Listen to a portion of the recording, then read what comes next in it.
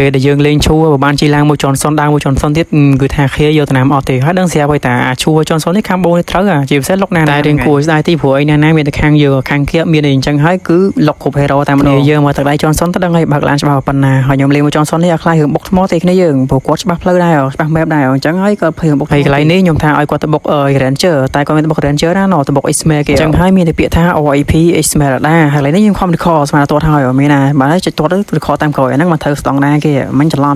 recall បន្ទាប់ពីយើង Esmail ហើយហ្នឹងចនសុនខ្ញុំអត់ចាំយូរទេគាត់ក៏បានបើកឡានដើម្បីទៅរកមួយបន្តឲ្យទៅពេលជីឡានចនសុនម្ដងណាតែថាអត់គីទេគ្នាយើងគឺបានគីរហូតនឹងហើយកន្លែងឆ្វែនេះមួយគឺខ្ញុំបើជីឡានអ្នកផ្សេងខ្ញុំភ័យទេតែជាមួយគាត់អត់ភ័យទេដោយសារគាត់ច្បាស់ចនសុនដែរអញ្ចឹងហើយកន្លែងហ្នឹងខ្ញុំថាគាត់បើកឡានទៅបុក Ranger គេតែមានណាគាត់បើកឡានទៅរក Lucas ហើយចនសុនខ្ញុំមិនដឹងមិនទេលុកទៅ hero តាន់ hero ភ័យដែរលុកទេ Lucas គ្មានកលោជាមួយចនសុនឲ្យឈូខ្ញុំទេគឺបើកបុកម៉ាំងគឺគូស្នាដាក់ក្នុងគឺងាប់សម្រាប់តែ Angela ក៏ចូលខ្លួនមិនទាន់ដែរអញ្ចឹង OIP Lucas មួយទៀតហើយបើគ្នាយើងណាចង់ដឹងថា game នេះឈ្នះក៏ចាញ់គ្នាយើងតាមដានទស្សនាវីដេអូទាំងអស់គ្នា let's go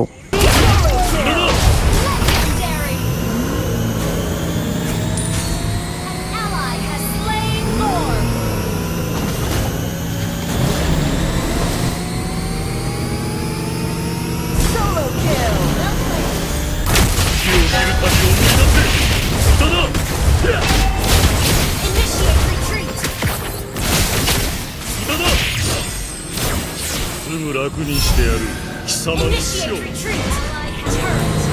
Killing spree. Unstable network. Follow Lord. Your team destroyed a turret.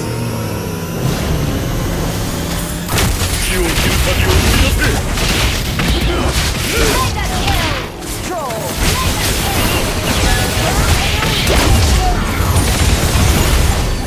Double kill.